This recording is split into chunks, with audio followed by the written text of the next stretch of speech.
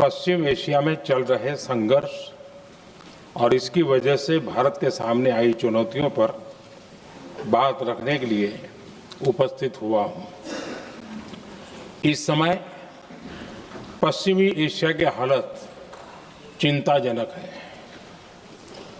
बीते 2-3 हफ्तों में जयशंकर जी ने और हरदीप पुरी जी ने इस विषय पर सदन को जरूरी जानकारी दी है। अब इस संकट को 3 सप्ताह से ज्यादा हो रहा है। इसका पूरे विश्व की अर्थव्यवस्था पर, लोगों के जीवन पर बहुत ही विपरीत असर हो रहा है। इसलिए पूरी दुनिया इस संकट के जल्द से जल्द समाधान के लिए सभी पक्षों से आग्रह भी कर रही है। अध्यक्ष महोदय, भारत के सामने भी इस युद्ध ने अप्रत्याशित चुनौतियां खड़ी कर दी हैं। ये चुनौतियां आर्थिक भी हैं, नेशनल सिक्योरिटी से जुड़ी भी हैं और मानवीय भी हैं। युद्धरत और युद्ध से प्रभावित देशों के साथ भारत के व्यापक व्यापारिक रिश्ते हैं। जिस क्षेत्र में युद्ध हो रहा है वो दुनिया के दूसरे देशों के साथ हमारे व्यापार का भी एक महत्वपूर्ण रास्ता है। विशेष रूप से कच्चे तेल और गैस की हमारी जरूरतों का एक बड़ा हिस्सा यही क्षेत्र पूरा करता है। हमारे लिए ये रीजन एक और कारण से भी अहम है। लगभग 1 करोड़ भारतीय खाड़ी देशों में रहते हैं और वहां काम करते हैं। वहां समंदर में जो कमर्शियल शिप चलते हैं उनमें भारतीय क्रू मेंबर्स की संख्या भी बहुत अधिक है। ऐसे अलग अलग कारणों के चलते भारत की चिंताएं स्वाभाविक रूप से अधिक है। इसलिए ये आवश्यक है कि भारत की संसद से इस संकट को लेकर एक मत और एकजुट आवाज दुनिया में जाए।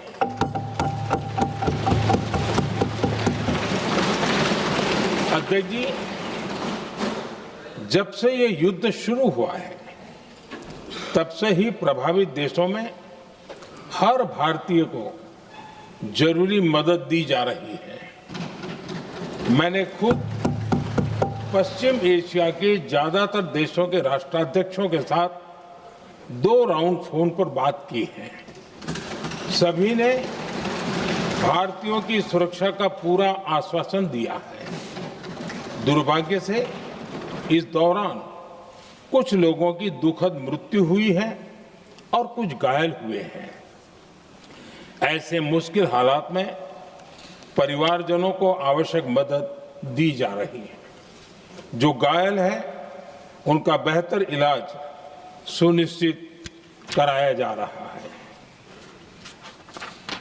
अध्यक्ष जी, प्रभावित देशों में हमारे जितने भी मिशन हैं वो निरंतर भारतीयों की मदद करने में जुटे हैं।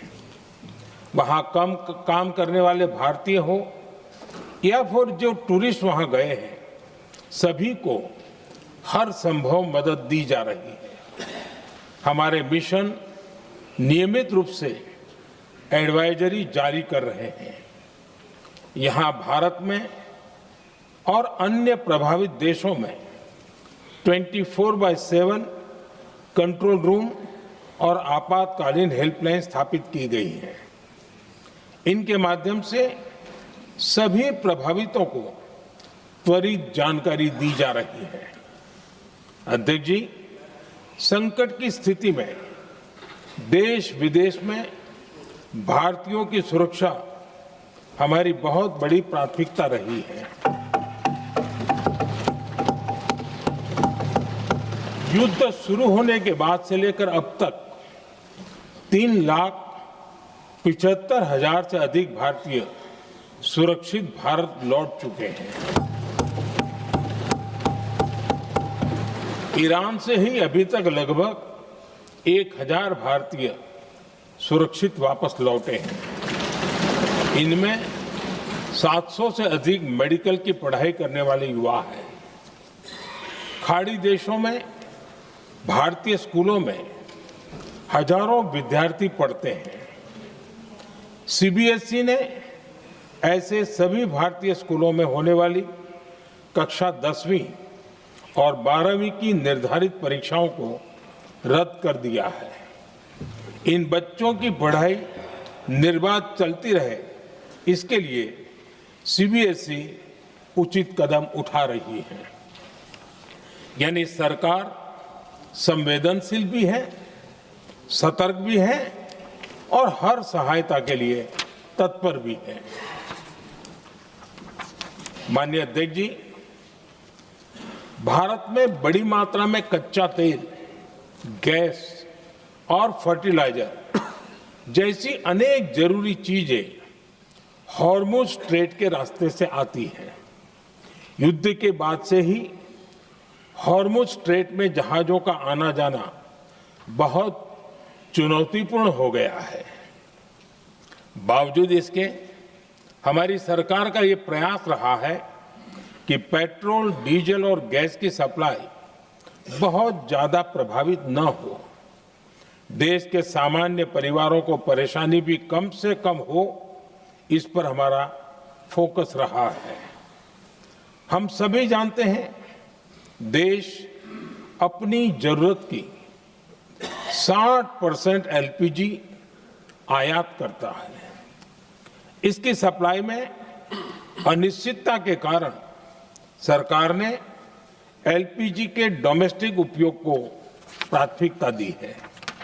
साथ ही एलपीजी के देश में ही उत्पादन को भी बढ़ाया जा रहा है।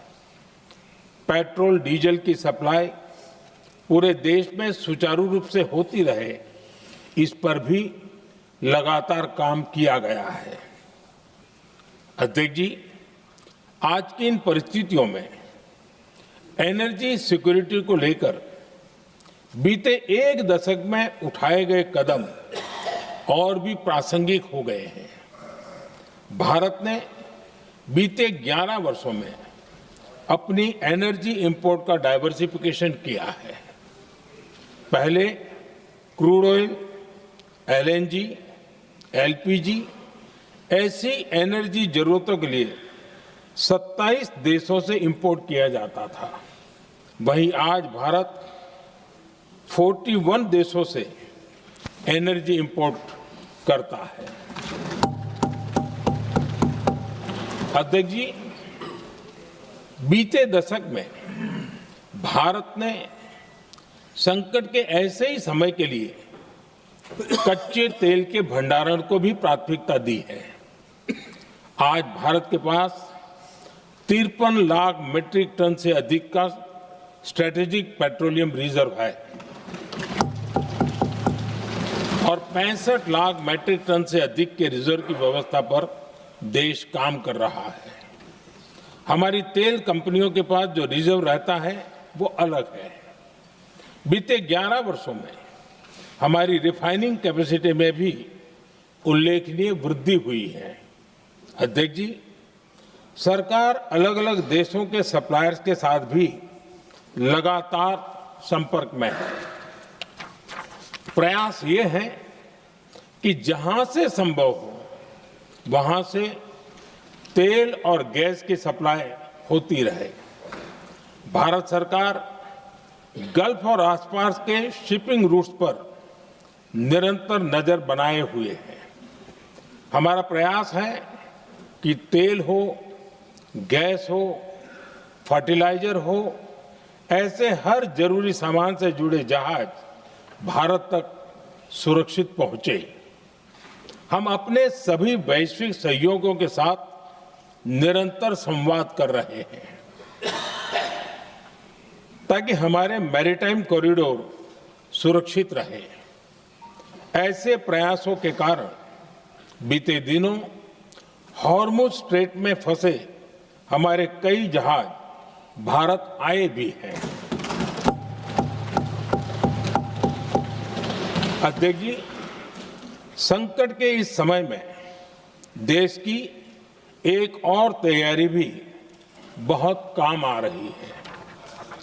पिछले 10-11 साल में इथेनॉल के उत्पादन और उसकी ब्लेंडिंग पर अभूतपूर्व काम हुआ है। एक दशक पहले तक देश में सिर्फ 1-1.5% इथेनॉल ब्लेंडिंग कैपेसिटी थी। आज हम पेट्रोल में 20% इथेनॉल ब्लेंडिंग के करीब पहुंच रहे हैं। इसके कारण प्रति वर्ष करीब 4.5 करोड़ बैरल कम ऑयल इंपोर्ट करना पड़ रहा है। ऐसे ही रेलवे के बिजलीकरण से भी बहुत बड़ा फायदा हो रहा है। अगर रेलवे का इतना बिजलीकरण न होता तो हर साल करीब 180 करोड़ लीटर डीजल अतिरिक्त लगता। ऐसे ही हमने मेट्रो का नेटवर्क बढ़ाया है। 2014 में जहां देश में मेट्रो नेटवर्क 250 किलोमीटर से भी कम था, आज ये बढ़कर करीब 1100 किलोमीटर हो गया है। हमने इलेक्ट्रिक मोबिलिटी पर बहुत अधिक बल दिया। केंद्र सरकार ने राज्यों को 15,000 इलेक्ट्रिक बसें चलाने के लिए दी है। आज जिस स्केल पर वैकल्पिक ईंधन पर काम हो रहा है, उससे भारत का भविष्य और सुरक्षित होगा।